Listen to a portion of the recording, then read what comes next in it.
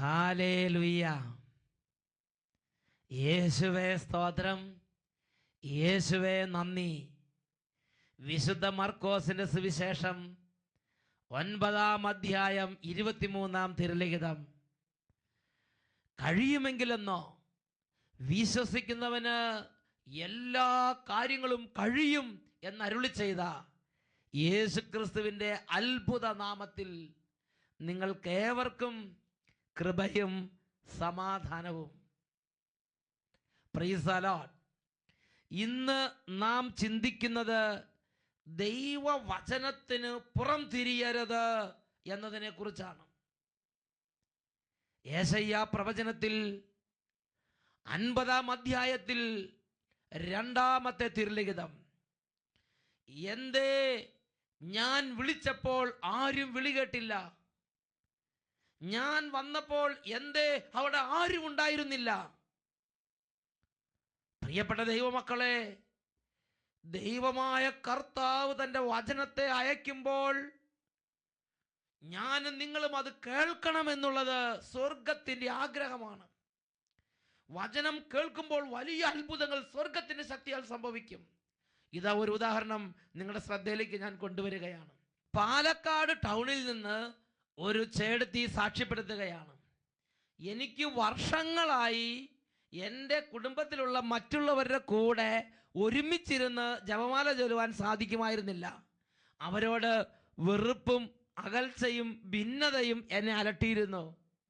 സഗിയോൻ ധ്യാന കേന്ദ്രത്തിലെ അഭിഷേകാഗ്നി വചന ശുശ്രൂഷ TV ചാനലിലൂടെ കണ്ടുകൊണ്ടിരുന്നപ്പോൾ ഭിന്നിച്ചിരിക്കുന്നവരിൽ നിന്ന് ഭിന്നത ദുരാത്മാക്കൾ വിട്ടുപോകട്ടെ എന്ന് അച്ഛൻ പ്രാർത്ഥിക്കുന്ന സമയത്ത് എൻ്റെ ശരീരത്തിൽ നിന്ന് ഒരു അന്ധകാരം വിട്ടൊഴിഞ്ഞു പോയി. അന്ന് തൊട്ട് മുട്ടുമേൽ നിന്ന് കുടുംബാംഗങ്ങളുടെ കൂടെ എല്ലാവരോടും ചേർന്ന് ഒരുമിച്ചിരുന്ന് ജപമാല ചൊല്ലാൻ എനിക്ക് കൃപ കിട്ടി. ഇത് സംഭവിച്ചിട്ട് 2 വർഷമായി. 2 വർഷത്തോളമായി ഞങ്ങൾ ഇപ്പോൾ ഒരുമിച്ചാണ് എല്ലാവരും കൂടെ ജപമാല ചൊല്ലി സന്ധ്യാപ്രാർത്ഥന ചൊല്ലി കാഴ്ചവെക്കുന്നത്. ഹല്ലേലൂയ. വർഷങ്ങളായി ഉണ്ടായിരുന്ന ആ വെറുപ്പിൻ്റെ കെട്ട് വിടുതൽ പ്രാർത്ഥനയുടെ സമയത്ത് അഴിഞ്ഞ് വിട്ടുമാറിപ്പോയി. Praise the Lord. ഹല്ലേലൂയ. ഈ നിമിഷങ്ങളിൽ എഴുന്നേറ്റ് നമുക്ക് പ്രാർത്ഥിക്കാം. ഓ ദൈവമേ, ഈ സമൂഹത്തിൽ ഇപ്പോൾ ഭിന്നതയോടും വളരെ വെറുപ്പോടും പിണക്കത്തോടും കൂടെ ഒരുമിച്ചൊന്ന് ഇരിക്കാൻ പോലും പറ്റാത്ത വിധം മനസ്സുകൊണ്ട് അകന്നു കഴിയുന്ന ഓരോ കുടുംബങ്ങളിലേക്കും യേശുവിൻ്റെ നാമത്തിൻ്റെ ശക്തി വ്യാപരിക്കട്ടെ. കാലങ്ങളായുള്ള വൈരാഗ്യങ്ങൾ, കാലങ്ങളായുള്ള പിണക്കങ്ങൾ, ക്ഷമിക്കാൻ പറ്റാത്ത അവസ്ഥകൾ, ഭിന്നിപ്പുകൾ യേശുനാമത്തിൽ വിട്ടുമാറിപ്പോവട്ടെ. Hallelujah, hallelujah. യേശുവേ ആരാധന, യേശുവേ ആരാധന. Hallelujah, hallelujah. അഭിഷേക ശക്തി നിറയട്ടെ, പരിശുദ്ധാത്മ ശക്തി നിറയട്ടെ, സ്നേഹത്തിൻ്റെ ശക്തി നിറയട്ടെ, വചനത്തിൻ്റെ ശക്തി നിറയട്ടെ, സൗഖ്യത്തിൻ്റെ ശക്തി നിറയട്ടെ, രോഗങ്ങൾ മാറട്ടെ, കൃപാവര ശക്തി നിറയട്ടെ, സമാധാനത്തിൻ്റെ ശക്തി നിറയട്ടെ. Hallelujah, hallelujah. യേശുവേ ആരാധന, ആരാധന. യേശുവേ സ്തോത്രം, യേശുവേ നന്ദി, യേശുവേ സ്തോത്രം, യേശുവേ ആരാധന.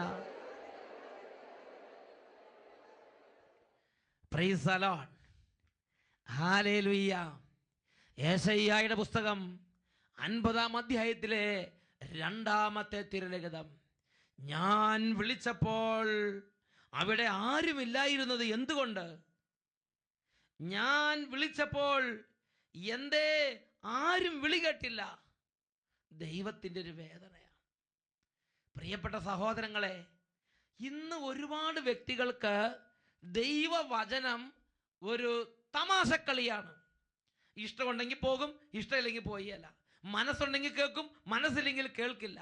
ഇടവകയിൽ വാർഷിക ധ്യാനം വരുമ്പോഴാണെങ്കിലും, ഞായറാഴ്ച ദേവാലയത്തിൽ പോയി ആ വിശുദ്ധ കൂദാശകൾ പങ്കുചേരുമ്പോഴാണെങ്കിലും, സന്ധ്യയ്ക്ക് വചനം കേൾക്കുന്ന സമയത്താണെങ്കിലും, കുടുംബം ഒന്നിച്ച് ദൈവത്തെ ആരാധിക്കുമ്പോഴാണെങ്കിലും, ആത്മീയ കാര്യങ്ങളോട്, ദൈവവചനത്തോട് ഗൗരവമില്ലാതെ കുട്ടിക്കളി മനോഭാവം പുലർത്തുന്ന ചില ആളുകൾ നമ്മുടെ ഇടയിലുണ്ട് എന്നുള്ളത് സത്യമാണ്. ഒരു ദിവസം ഒരു ചേട്ടൻ പറയാണ്, ഈ അച്ഛൻ പറഞ്ഞ പോലെ എല്ലാം അങ്ങോട്ട് കേട്ടുകൊണ്ടിരുന്ന കാര്യം നടക്കുമോ? 50% നമ്മൾ നമ്മുടെ കാര്യം നോക്കണ്ടേ, താൻ പാതി ദൈവം പാതി എന്നിട്ട് പറഞ്ഞ് ഇടവക വാർഷിക ധ്യാനം നടക്കുമ്പോൾ, ഞായറാഴ്ച പള്ളിയിൽ ശുശ്രൂഷകൾ നടക്കുമ്പോൾ മൂപ്പരുടെ വഴിക്ക് പോവുക. അങ്ങനെ ഒരു സ്വഭാവമാണ് എൻ്റെയും നിങ്ങളുടെയും സ്വഭാവം മനസ്സിലിരിക്കുന്നതെങ്കിൽ ആ വ്യക്തികളെ കുറിച്ച് ബൈബിൾ എന്താണ് പഠിപ്പിക്കുന്നത് എന്ന് ഈ മണിക്കൂറിൽ ഞാൻ നിങ്ങൾ മനസ്സിലാക്കണമെന്ന് ദൈവത്തിൻ്റെ പരിശുദ്ധാത്മാവ് ആഗ്രഹിക്കുന്നു. ഇതിനെക്കുറിച്ച് യേശുക്രിസ്തു ദൈവപുത്രൻ സ്വർഗത്തിന്റെ ഇഷ്ടം വെളിപ്പെടുത്തി തന്നിരിക്കുന്നത് വിശുദ്ധ മത്തായിയുടെ സുവിശേഷത്തിൽ 22-ാമത്തെ അധ്യായത്തിൽ 1 മുതലുള്ള വാക്യങ്ങളിൽ നമുക്ക് വായിക്കാൻ സാധിക്കും. ദൈവപുത്രനായ യേശുക്രിസ്തു ഈ കാര്യത്തെക്കുറിച്ച് പഠിപ്പിക്കുകയാണ്. ഇതാ ഒരു രാജാവ് ഒരു വലിയ വിരുന്നൊരുക്കി, തൻ്റെ പുത്രന് വേണ്ടി ഒരു വലിയ വിരുന്നൊരുക്കി, വിവാഹ വിരുന്ന്. എന്നിട്ട് അനേകം വ്യക്തികളെ ക്ഷണിച്ചിട്ട് വിരുന്നെല്ലാം തയ്യാറാക്കി, പന്തലെല്ലാം ഒരുക്കി, മേശയെല്ലാം ഇട്ട്, സാധനങ്ങളെല്ലാം റെഡിയാക്കി കഴിഞ്ഞ് നോക്കിയിട്ടും ക്ഷണപത്രം കൊടുത്ത് ക്ഷണിക്കപ്പെട്ടവർ പലരും വന്നിട്ടില്ല. സീറ്റുകൾ വേക്കൻ്റായി കിടക്കുന്നു. ഉടനെ ദൂതന്മാരെ വിളിച്ച് വേഗം ചെല്ല്, സമയമായി, ക്ഷണിക്കപ്പെട്ടവർ വരാൻ പറ, അറിയിച്ച്. എന്നിട്ടും അവർ വന്നില്ല. അവന്മാരെന്ത് പറഞ്ഞ് ബൈബിൾ രേഖപ്പെടുത്തുകയാണ്. ഒരുവൻ പറഞ്ഞ് എനിക്ക് 2 കാളകളുണ്ട്, അതിനെ നോക്കാൻ പോകണം. വേറൊരു പറഞ്ഞ് ഞാൻ കല്യാണം കഴിച്ചിരിക്കാൻ അത്യാവശ്യം ഒഴിച്ചുകൂടാനാവാത്ത വളരെ അർജൻറ്റായ പല വിഷയങ്ങൾ നിമിത്തം അവർ ബന്ധിക്കപ്പെട്ട് കിടക്കുക. അവർ ഉഴപ്പന്മാരോ അവർ മനഃപൂർവ്വം ഞാൻ വരില്ലെന്ന് പറഞ്ഞവരോ ഒന്നും അല്ല. അവർ വളരെ ഒഴിച്ചുകൂടാനാവാത്ത റീസണബിൾ ആയുള്ള ചില തടസ്സങ്ങൾ ഇരുന്നവരായതുകൊണ്ട് അവർ പറ്റില്ല അവർ പറഞ്ഞു. പ്രിയപ്പെട്ട സഹോദരങ്ങളെ, യജമാനൻ പറഞ്ഞു, എൻ്റെ മക്കളെ, ഇതാ വിരുന്നെല്ലാം റെഡിയായി, സീറ്റുകളിൽ പലതും വേക്കൻ്റായി കിടക്കുന്നു. നിങ്ങളൊരു കാര്യം ചെയ്യും, പൊതുനിരത്തുകളിലും ഊടുവഴികളിലും ഗ്രാമങ്ങളിലും ചെന്ന് കാണുന്നവരെല്ലാം വിരുന്നിന് ക്ഷണിച്ച് എൻ്റെ വിരുന്നുശാല നിറയ്ക്കുക. അങ്ങനെ വിരുന്നെല്ലാം പൂർത്തിയായി കഴിഞ്ഞപ്പോൾ ആ രാജാവ് എന്ത് ചെയ്തു? തൻ്റെ സൈന്യത്തെ അയച്ച് ആ കൊലപാതകികളുടെ പട്ടണം അഗ്നിക്കിരയാക്കി. ഇത് യേശുക്രിസ്തു പഠിപ്പിക്കുന്നത് വിശുദ്ധ മത്തായിയുടെ സുവിശേഷത്തിൽ 22-ാമത്തെ അധ്യായത്തിൽ 7-ാമത്തെ തിരുലിഖിതത്തിലാണ്. രാജാവ് തൻ്റെ സൈന്യത്തെ അയച്ച് ആ കൊലപാതകികളെ നശിപ്പിച്ചു. അവരുടെ നഗരം അഗ്നിക്കിരയാക്കി. അവരെ കൊന്ന് കുഴിച്ചുമൂടിയെന്ന് മാത്രമല്ല, അവരുടെ വസ്തുവകകളും വീട്, ആട്, കാള, അവരുടെ എല്ലാ സാമഗ്രികളോടും കൂടെ ആ നഗരം മുഴുവൻ ചുട്ട് ചാമ്പലാക്കി. പ്രിയപ്പെട്ട സഹോദരങ്ങളെ, ഞാൻ ഈ വചനം വായിച്ചപ്പോൾ ഞെട്ടിപ്പോയി. കാരണം അവർ വളരെ തിക്കും തിരക്കുള്ളവർ. കുറേ പേർക്ക് പോകാൻ പറ്റിയില്ല. അത് ഇത്രമാത്രം രൂക്ഷമായ ഒരു പ്രത്യാഘാതം വിളിച്ചു വരുത്തുന്ന തിന്മ. ഇതെന്താ? ഈ ആളുകൾ 1-ാം പ്രമാണം ലംഘിച്ചിട്ടുണ്ടോ? 6-ാം പ്രമാണം ലംഘിച്ചോ? അല്ലെങ്കിൽ അവർ കൊലപാതകം ചെയ്തോ? അവർ തട്ടിപ്പ് നടത്തിയോ? അവർ എടുത്തു പറയത്തക്ക പാപങ്ങളൊന്നും ചെയ്തില്ല. അവർ ചെയ്തതെന്താ? വിരുന്നിന് ക്ഷണിക്കപ്പെട്ടിട്ട് വിരുന്നിന് സമയം വന്നപ്പോൾ പോയില്ല. ഇടവകയിൽ വാർഷിക ധ്യാനം ഒരുക്കിയിട്ട് വാർഷിക ധ്യാന ദിവസം വരുമ്പോൾ എനിക്ക് കച്ചവടമുണ്ട്, എനിക്ക് അവിടെ എസ്റ്റേറ്റ് ഉണ്ട്, എനിക്കിവിടെ ബിസിനസ് ഉണ്ട്, എനിക്ക് നാട്ടിൽ പോകണം, എനിക്ക് കല്യാണമുണ്ട്, ആ ഒഴിവ് കഴിഞ്ഞ് ഈ ഒഴിവ് പറഞ്ഞ് ഞാനും നിങ്ങളും മാറുമ്പോൾ എൻ്റെയും നിങ്ങളുടെയും നമ്മുടെ പ്രവർത്തന മേഖലകളുടെ മേലും ജീവിതത്തിൻ്റെ മേലും ശക്തമായൊരു നാശത്തിൻ്റെ ആധിപത്യത്തെ ഞാനും നിങ്ങളും വിളിച്ചു വരുത്തുകയാണ് ചെയ്യുന്നത്. ദൈവപുത്രനായ ഈശോ ഈ ഉപദേശം വിശുദ്ധ മത്തായിയുടെ സുവിശേഷത്തിൽ 22-ാമത്തെ അധ്യായത്തിൽ കൊടുക്കുമ്പോൾ പഴയ നിയമത്തിലെ ഒരുപാട് വചനങ്ങളുടെ പൂർത്തീകരണമായിട്ടാണ് മത്തായിയുടെ സുവിശേഷം 22-ാം അധ്യായത്തിലെ 7-ാമത്തെ വാക്യം പ്രഖ്യാപിക്കപ്പെട്ടത്. ഇതിനെക്കുറിച്ച് യെശയ്യാ പ്രവചനത്തിൽ 65-ാമത്തെ അധ്യായത്തിൽ 2-ാമത്തെ വാക്യത്തിലും 12-ാമത്തെ വാക്യത്തിലും വെളിപ്പെടുത്തപ്പെട്ടിട്ടുണ്ട്. സ്വന്തം ആലോചനകളെ പിന്തുടർന്ന് വഴിതെറ്റി നടക്കുന്ന കലഹപ്രിയരായ ഒരു ജനത്തിന് നേരെ ദിവസം മുഴുവൻ ഞാൻ എൻ്റെ കൈകൾ വിരിച്ചു പിടിച്ചു. ദൈവം ഒരു വചന ശുശ്രൂഷ ഒരുക്കിയിട്ട് 2 കരങ്ങൾ നീട്ടി മക്കളെ വരിക എന്ന് പറഞ്ഞ് ദിവസം മുഴുവൻ ദൈവം കരങ്ങൾ നീട്ടി വിളിക്കുകയാണ്. എന്നാൽ അവർ പോയില്ല. അവർ അങ്ങോട്ടോടി ഇങ്ങോട്ടോടി, അവർ അത് ചെയ്ത് ഇത് ചെയ്ത് അങ്ങനെ ബിസിയായി ദിവസം മുഴുവനും കഴിഞ്ഞുപോയി. ദൈവത്തിൻ്റെ ശുശ്രൂഷകൾ കഴിഞ്ഞുപോയി. അതിനുശേഷം 12-ാമത്തെ വാക്യത്തിൽ അവരുടെ കുടുംബത്തിലേക്ക് വരുന്ന പ്രത്യാഘാതത്തെക്കുറിച്ച് പ്രഖ്യാപിക്കപ്പെട്ടിരിക്കുകയാണ്. കൊലയ്ക്ക് തല കുനിച്ചു കൊടുക്കാൻ നിങ്ങൾക്കിടവരും. കാരണം ഞാൻ വിളിച്ചപ്പോൾ നിങ്ങൾ വിളി കേട്ടില്ല, ഞാൻ സംസാരിച്ചപ്പോൾ നിങ്ങൾ ശ്രവിച്ചില്ല, എൻ്റെ ദൃഷ്ടിയിൽ തിന്മയായത് നിങ്ങൾ പ്രവർത്തിച്ചു, എനിക്ക് അനിഷ്ടമായത് നിങ്ങൾ തെരഞ്ഞെടുത്തു. ദൈവമായ കർത്താവ് അരുളി ചെയ്യുന്നു, എൻ്റെ ദാസർ ഭക്ഷിക്കും, നിങ്ങൾ വിശന്നു പൊരിയും, എൻ്റെ ദാസർ പാനം ചെയ്യും, നിങ്ങൾ തൃഷ്ണാർത്ഥരാകും, എൻ്റെ ദാസർ സന്തോഷിച്ചുല്ലസിക്കും, നിങ്ങൾ നിന്ദനമേൽക്കും. എൻ്റെ ദാസർ സന്തോഷിച്ചുല്ലസിക്കും, നിങ്ങൾ നിന്ദനമേൽക്കും.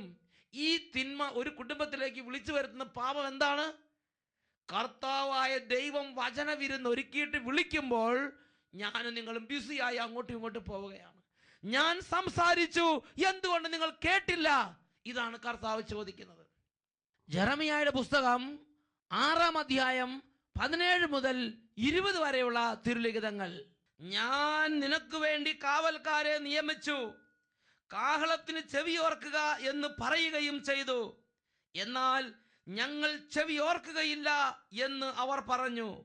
ആകയാൽ ജനതകളെ കേൾക്കുവിൻ, ജനസമൂഹമേ മനസ്സിലാക്കുവിൻ, അവർക്ക് സംഭവിക്കാൻ പോകുന്നത് ശ്രവിക്കുവിൻ. അല്ലയോ ഭൂമി, കേട്ടാലും ഈ ജനത്തിന്റെ കുതന്ത്രങ്ങൾക്ക് പ്രതിഫലമായി അവരുടെ മേൽ അനർത്ഥങ്ങൾ വരും. അവർ എൻ്റെ വാക്ക് ചെവിക്കൊണ്ടില്ല, അവർ എൻ്റെ നിയമം അനുസരിച്ചില്ല. ഷേബായിൽ നിന്ന് കുന്തിരിക്കവും വിദൂരദേശത്ത് നിന്ന് കർപ്പൂരവും എനിക്ക് കൊണ്ടുവരുന്നത് എന്തിന്? നിങ്ങളുടെ ദഹനബലികൾ എനിക്ക് സ്വീകാര്യമല്ല, നിങ്ങളുടെ കാഴ്ചകൾ എനിക്ക് പ്രീതികരമല്ല. പ്രിയപ്പെട്ട സഹോദരങ്ങളെ, ആ ജനം എന്താ ചെയ്തത്?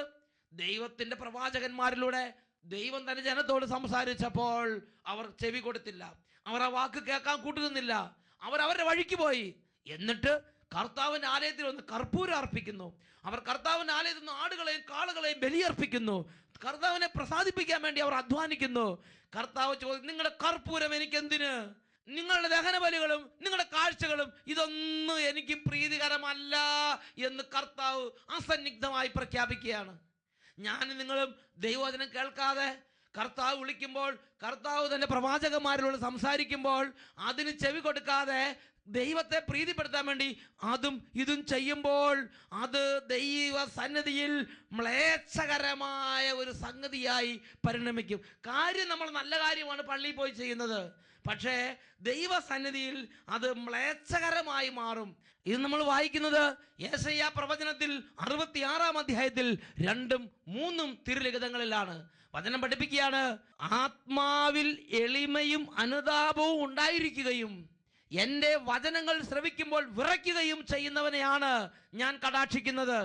ആത്മാവിൽ എളിമയും അനുതാപവും ഇല്ലാതെ, കർത്താവ് വിളിക്കുമ്പോൾ വിളി കേൾക്കാതെ, വചനം തരുമ്പോൾ വചനം കേൾക്കാതെ തന്നിഷ്ടത്തിന് നടന്നിട്ട് പിന്നെ ബലിയർപ്പിച്ചാൽ അവനെക്കുറിച്ച് ബൈബിൾ പഠിപ്പിക്കുകയാണ്, കാളയെ കൊല്ലുന്നവൻ മനുഷ്യനെ കൊല്ലുന്നത് പോലെയും, ആടിനെ ബലിയർപ്പിക്കുന്നവൻ പട്ടിയുടെ കഴുത്തൊടിക്കുന്നവനെ പോലെയും, ധാന്യബലി അർപ്പിക്കുന്നവൻ പന്നിയുടെ രക്തം കാഴ്ചവെക്കുന്നവനെ പോലെയും, അനുസ്മരണ ബലിയായി ധൂപം അർപ്പിക്കുന്നവൻ വിഗ്രഹത്തെ വണങ്ങുന്നവനെ പോലെയുമാകുന്നു.